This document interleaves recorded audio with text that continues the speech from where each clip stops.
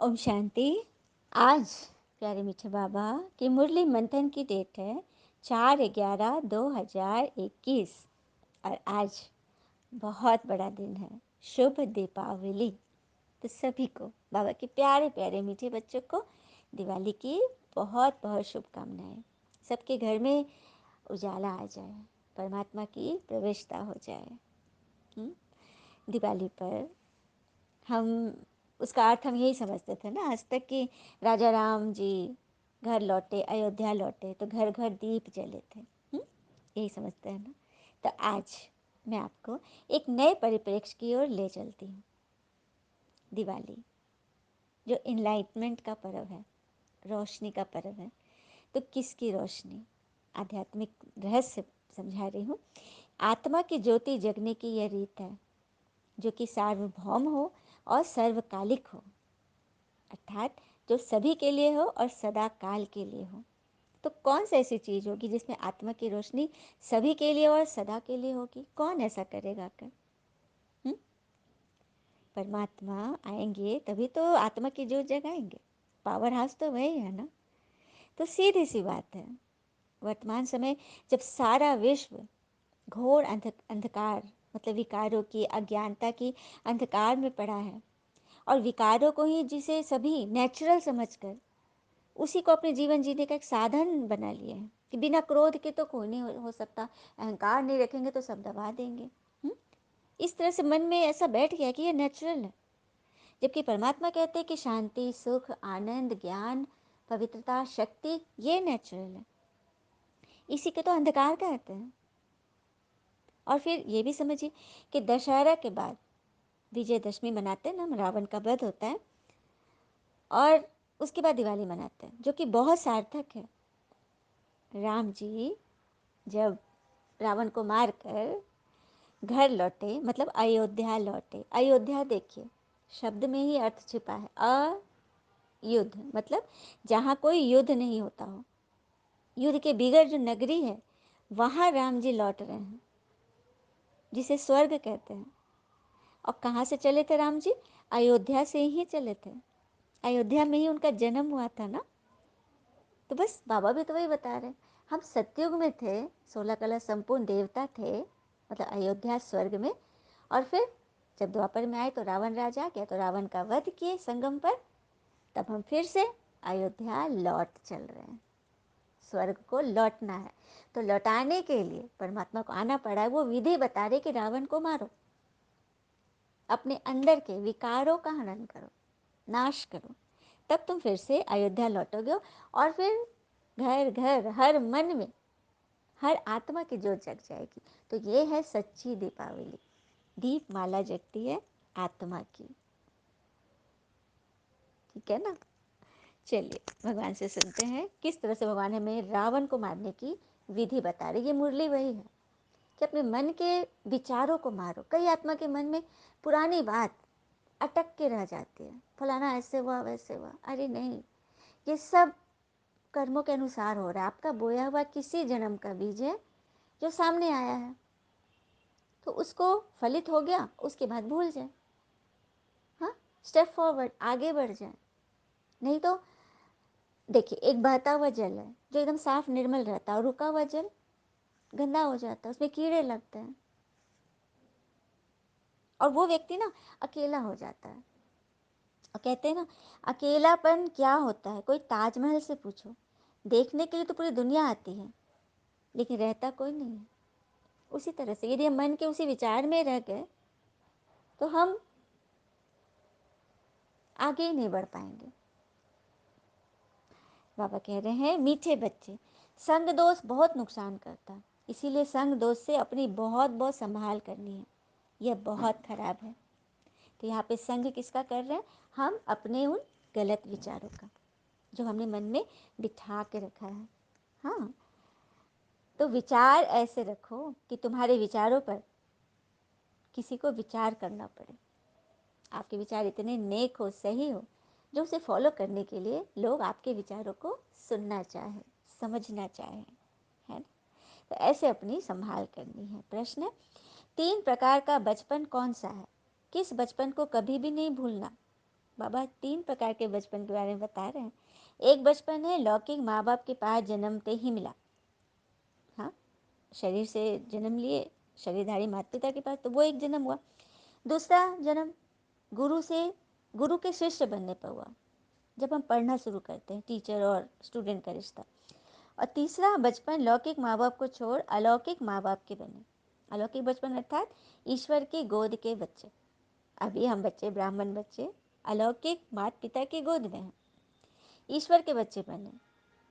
इस अलौकिक बचपन को कभी नहीं भूलना, अगर भूल गए तो बहुत रोना पड़ेगा। रोना अर्थात पापा ने इसका अर्थ ही बताया, माया की चोट खाना। क्योंकि हम क्या करते, क्यों चोट खाते हैं पता है? सुख को पकड़ना चाहते हैं और दुख को हटाना चाहते हैं।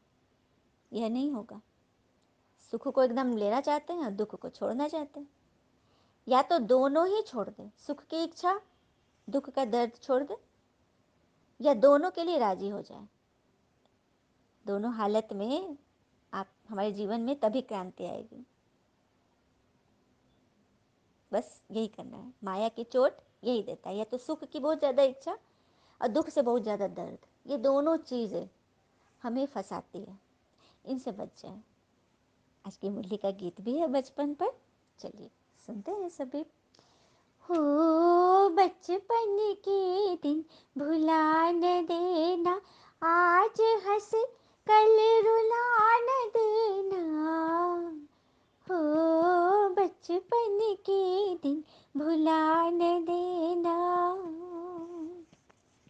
लंबे हैं जीवन के रस्ते, आओ चले हम गाते हंसते, गाते हंसते। आ दूर देश से एक महल बनाए, प्यार का जिसमें दीप जलाए, दीप जलाए, दीप जलाकर बुझा न देना, आज हंसी कल रुला न देना। हो बचपन के दिन भुला न देना। ओम शांति। तो मीठे मीठे बच्चों ने गीत सुना, बचपन के दिन भुला मत देना। 3 बचपन याद होगी, फिर से बताती। पहला शरीर के माता पिता के द्वारा जो जन्म मिला वो बचपन। दूसरा जब टीचर से हम पढ़े, स्टूडेंट बने, वो बचपन।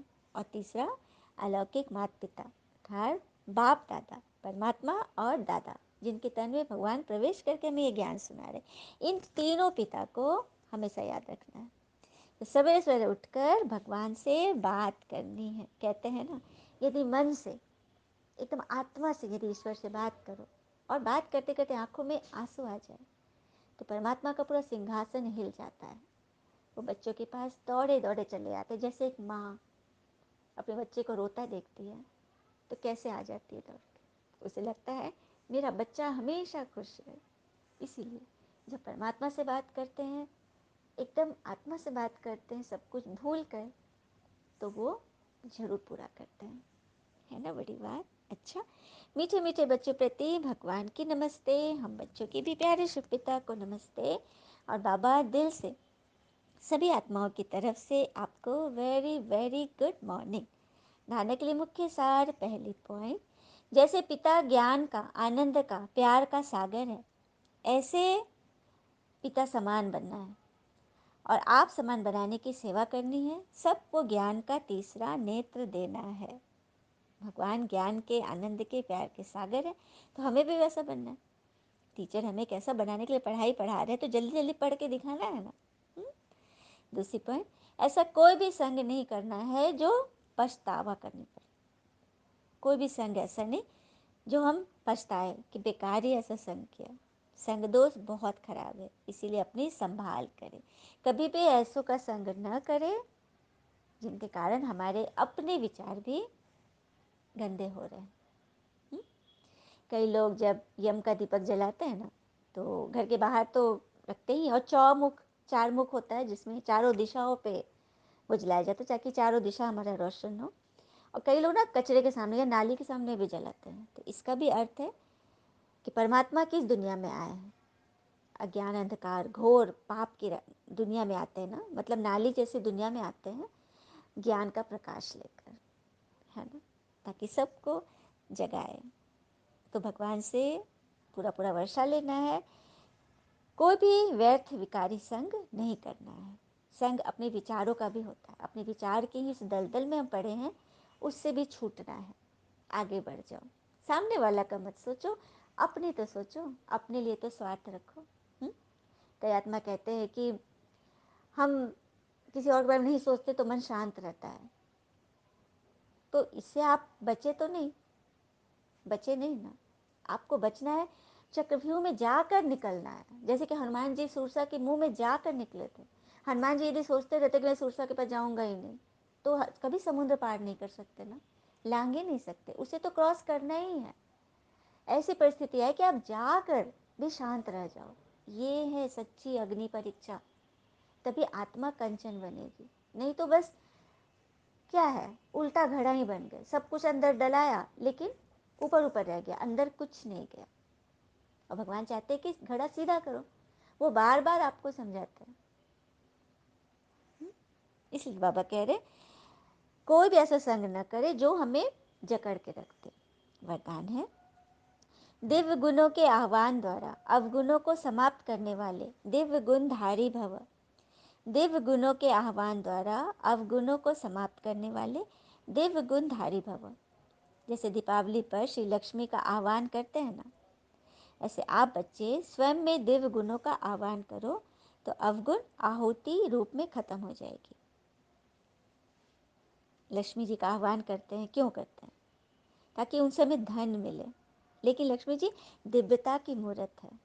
दिव्य गुणों का जब आह्वान करेंगे ना, तो अपने आप, जब मन खुश तन खुश, तो फिर धन भी अपने आप मिलेगा।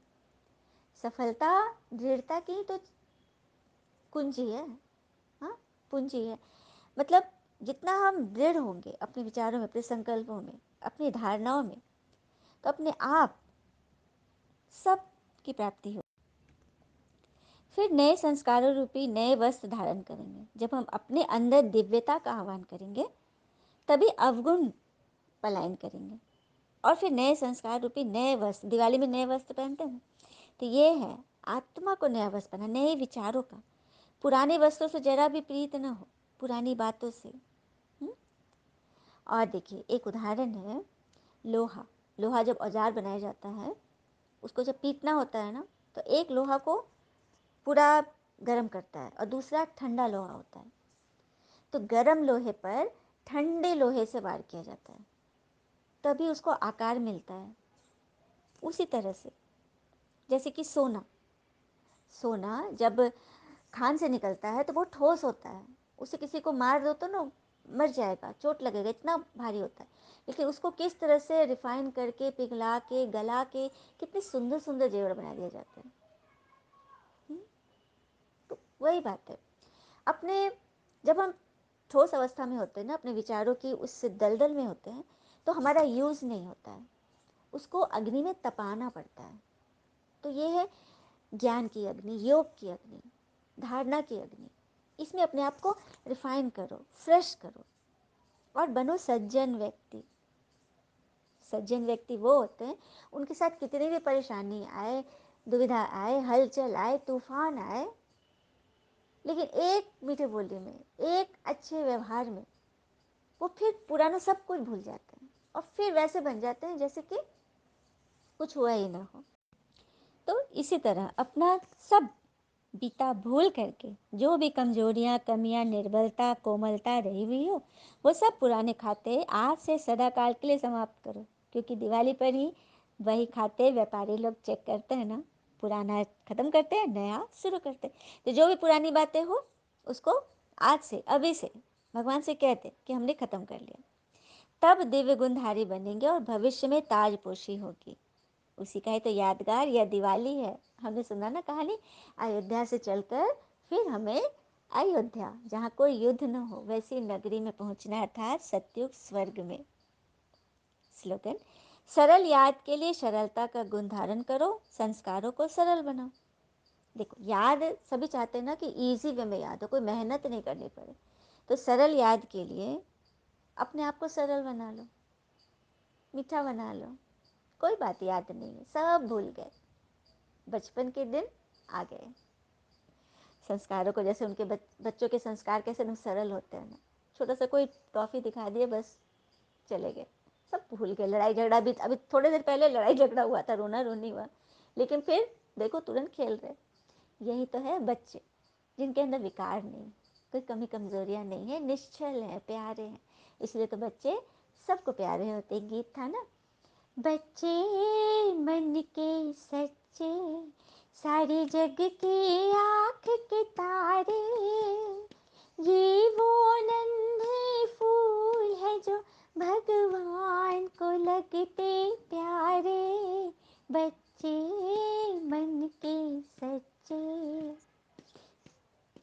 ओम शांति। शुक्र मीठे बाबा, वो बाबा के प्यारे प्यारे बच्चे। Happy Diwali. All is well always. Thank you Baba.